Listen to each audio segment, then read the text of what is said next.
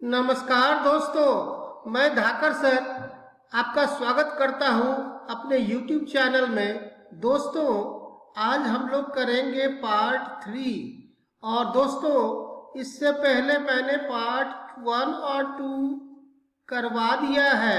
अगर आपने मेरा चैनल पहले नहीं देखा है और इन वीडियोस को नहीं देखा है तो आप पहले उन दोनों वीडियो को देख लें दोस्तों, क्योंकि अगर आप वीडियो नहीं देख पाएंगे तो इस वीडियो में आपको समझ में आने में दिक्कत होगी दोस्तों।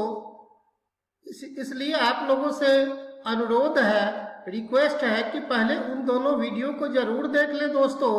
मैं उन दोनों वीडियो का लिंक डिस्क्रिप्शन बॉक्स में दे दूंगा और आप उसको अवश्य देख लें, फिर इसी वीडियो पर आए, ऐसा मेरा अनुरोध है आपसे बार बार। और दोस्तों, अपने मित्रों को शेयर करना मत भूलें। जो आपके मित्र टेलीग्राम ग्रुप में है, स्टडी ग्रुप में है या और कहीं भी है, फेसबुक पे है, उनको जरूर शेयर करें, क्योंकि मैं हमेशा 0 लेवल से पढ़ाता हूं और बेसिक कॉन्सेप्ट को क्लियर करने में ज़्यादा जोर देता हूं। तो दोस्तों, आज परसेंटेज के पार्ट 3 में हम लोग कुछ प्रश्न देखेंगे। पार्ट 1 में और 2 में हम लोगों ने बेसिक कॉन्सेप्ट सीखा है। पार्ट 1 में हमने सीखा प्रतिशत का अर्थ क्या होता है, प्रतिशत कैसे निकालना है। पार्ट 2 में भी हमने कुछ हल्के प्रश्नों को सॉल्व किया। जैसे जैसे पार्ट बढ़ता जाएगा प्रश्न की कठिनता भी बढ़ती जाएगी। प्रश्न 0 लेवल से स्टार्ट होके एकदम मोस्ट डिफिकल्ट लेवल तक जाएगा। और जो लोग बेसिक कॉन्सेप्ट्स का जिनका क्लियर नहीं है उनको दोस्तों दिक्कत होने वाली है। अतः मेरा आपसे यही रिक्वेस्ट है, बार बार रिक्वेस्ट है कि आप वीडियो नंबर 1 से पार्ट 1 से स्टार्ट करें। और दोस्तों, मेरे कुछ दोस्त मित्रों ने लिखा है कि उनको बेसिक कॉन्सेप्ट्स में, बेसिक मैथमेटिक्स में प्रॉब्लम है, तो उसके लिए भी मैं वीडियो बना दिया हूँ दोस्तों। उसका भी लिंक मैं नीचे दे दूंगा, आप उसको जरूर देख लेंगे। तो दोस्तों, जैसा कि मैंने कहा, आज हम पढ़ेंगे एकदम बेसिक से, बेसिक यानी 0 लेवल से। और कमजोर छात्र इसको जरूर देखें, लेकिन मेरा मानना है कि छात्र कोई कमजोर नहीं होता है दोस्तों, उसको जरूरत है एक अच्छे गाइडेंस की। कमजोर छात्र वही है जिनको धाकर सर नहीं मिले। दोस्तों, मैं आप लोगों के साथ पूरी तरह से मेहनत करने के लिए तैयार हूं। आप लोग और कहीं ध्यान नहीं दें, मेरे मैथ्स चैनल को पढ़ें। और मुझे पूरा विश्वास है एक दिन आप लोगों का यही नारा होने वाला है, और सब्जेक्ट कहीं से, मैथ्स पढ़ेंगे यहीं से दोस्तों। तो मन लगा के पढ़ें और एग्जाम को फोड़ें। तो ज्यादा देर नहीं करते हुए दोस्तों, चलिए आज के सवाल पर आते हैं। तो आज का पहला सवाल है, मोहन का वेतन 500 रुपये से बढ़ाकर 800 रुपये कर दिया जाता है, तो बताइए कि वेतन में कितने प्रतिशत की वृद्धि हुई। दोस्तों, क्वेश्चन को 1 से 2 बार जरूर पढ़िए, जिससे आपको सारी बातें क्लियर हो जाए। दोस्तों, क्वेश्चन कह रहा है मोहन का वेतन 500 से बढ़ाकर 800 रुपये कर दिया जाता है। अर्थात इनिशियल सैलरी, पहले का वेतन कितना था, 500 रुपया था, और बाद में उसको बढ़ाकर कितना कर दिया जाता है, 800 कर दिया जाता है। तो सैलरी में जो वृद्धि होती है दोस्तों, वो कितने की होती है। तो सैलरी में वृद्धि जो होती है 800 माइनस 500 रुपये, अर्थात 300 रुपये की होती है। तो रुपये में तो वृद्धि 300 रुपये की है, ये बात तो आप अच्छी तरह से समझ रहे हैं। लेकिन क्वेश्चन क्या पूछ रहा है, क्वेश्चन पूछ रहा है कि वेतन में वृद्धि कितने प्रतिशत की हुई। तो प्रतिशत वृद्धि पूछ रहा है। तो दोस्तों, आप जानते हैं कि प्रतिशत वृद्धि निकालने का जो फॉर्मूला है वो क्या है। पहले आप वृद्धि लिखें, तो वृद्धि है 300 रुपये, और कितने में वृद्धि हुई है, पहले कितना वेतन था, तो पहले वेतन था 500 रुपये। वृद्धि 300 रुपये क्यों है कि 800 माइनस 500 300 होगा, और वृद्धि पहले का वेतन कितना था, 500 था, तो 300 में 500 रुपये पर 300 रुपये बढ़ गया, तो कितने परसेंट की वृद्धि हुई। परसेंट निकालना है तो इसको 100 से मल्टीप्लाई कर देंगे और बाद में परसेंट लिख देंगे दोस्तों। तो 500 बटे 300 जब कैंसिल करेंगे दोस्तों, तो 3 और 5 अब 5 एकम 5, 5 बीसन 100, तो अर्थात ऊपर बच गया 3 और 20 दोस्तों, तो 20 दिया 60%। तो इसका उत्तर क्या होगा दोस्तों? वेतन में 60% की वृद्धि हुई है। दोस्तों आशा है समझ गए होंगे, एक बार फिर से समझाता हूं, इंपॉर्टेंट क्वेश्चन है। दोस्तों क्वेश्चन को समझिए, मोहन का वेतन 500 से बढ़ाकर 800 कर दिया जाता है, तो बताइए वेतन में, किसमें? वेतन में कितने प्रतिशत की वृद्धि हुई। ये नहीं पूछ रहा है दोस्तों कि वेतन में कितनी वृद्धि हुई। कितनी वृद्धि हुई तो हम लोग रुपया में आंसर दे देंगे, 800 माइनस 500 बराबर 300। लेकिन वेतन में कितने प्रतिशत की वृद्धि हुई, तो प्रतिशत निकालने के लिए दोस्तों आप भाग 1 में पार्ट 1 में देख चुके हैं कि पहले आप वृद्धि निकालें, तो वृद्धि कितनी की है। तो वृद्धि निकालने के लिए दोस्तों 800 में से 500 माइनस करना होगा, घटाना होगा, तो वो आता है 300। तो 300 की वृद्धि हुई, और कितने में वृद्धि हुई, कितना था पहले का वेतन, तो 500। तो 300 बटे 500, और परसेंटेज निकालना है तो इसको 100 से गुना कर दीजिए और उत्तर के आगे परसेंट साइन लगा दीजिए। तो यही तो करना है दोस्तों, आसान है, इसको आप सब उम्मीद है समझ गए होंगे। तो ये जीरो कट गया, 5 एकम 5, 5 बीसन 100, तो आपको ऊपर कितना बच गया दोस्तों? 3 गुने 20, और नीचे आ गया 1, तो 3 गुने 20 हो जाता है 60, और 60 बटे 1, तो 60 बटे 1 तो 60% का हुआ दोस्तों, ये तो आप जानते हैं। तो इसी प्रकार इसका उत्तर होगा कि वेतन में 60% की वृद्धि हुई। दोस्तों उम्मीद है कि आप समझ गए होंगे। दोस्तों मैं एक बात बार बार कहूँगा कि मैं बेसिक लेवल से केवल इसलिए पढ़ाना शुरू किया हूँ कि अगर आपका बेसिक क्लियर है तो आपको आगे पढ़ने में, आगे समझने में कहीं दिक्कत नहीं आने वाली है, ये बात मान के चलिए मेरा। इसीलिए आपको बेसिक को समझना बहुत जरूरी है आपके लिए दोस्तों।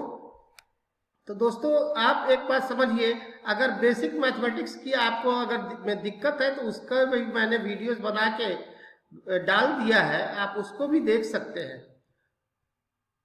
तो चलिए दोस्तों आज के दूसरे प्रश्न की तरफ हम लोग बढ़ते हैं। तो दूसरा प्रश्न है, श्याम का वेतन 500 रुपये से घटाकर 200 रुपये कर दिया गया है। क्या किया गया है? पहले उसका वेतन 500 था, तो उसका वेतन घटा दिया गया, कितना कर दिया गया? 200 कर दिया। तो पहले वेतन कितना था? 500, और बाद में वेतन घटा के कितना कर दिया गया? 200। तो पहले का वेतन 500 और बाद का वेतन दोस्तों, बाद का वेतन हो गया 200। तो कमी वेतन में कितने की आई? तो कमी आई 500 माइनस 200, 300 रुपये की कमी आई, 300 रुपये की दोस्तों कमी आई। आशा है आप समझ रहे होंगे। तो हमें ये दोनों चीज देखना होता है कि पहले क्या था और उसमें कमी कितनी आई। अब बताता है, अब क्वेश्चन पूछ रहा है दोस्तों कि उसके वेतन में कितने प्रतिशत की कमी आई। अगर हमसे पूछता है कितने रुपये की कमी आई तो हम बोल देते हैं कि 300 रुपये की कमी आई। लेकिन जब पूछ रहा है कि कितने प्रतिशत की कमी आई, तो प्रतिशत कमी जो हम दोस्तों निकालते हैं वो कमी बटे आपको लिखना होगा पहले जो उसकी सैलरी थी, पहले जो उसका वेतन था, तो कमी बटे 500, चूंकि हमें प्रतिशत में निकालना है तो 100 से गुना कर देना है। तो कमी कितना है दोस्तों? 300 रुपये। और कितने में कमी है, कितने से कमी है? तो 500 रुपये से। तो इसको अगर आप 100 से गुना कर देंगे दोस्तों तो ये काट के आ जाएगा 60 पंचे 300, तो ये आ गया 60%। अगर श्याम का वेतन 500 रुपया था और उसको घटाकर 200 रुपये कर दिया, तो उसके वेतन में जो कमी आई वो आ गई 60%, 60% की कमी आई।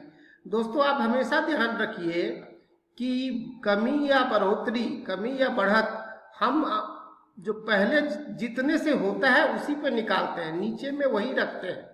आगे आप और कुछ प्रश्न करेंगे तो आपको कॉन्सेप्ट और क्लियर हो जाएगा दोस्तों आप चिंता एकदम नहीं करें, टेंशन नहीं लेने की जरूरत है।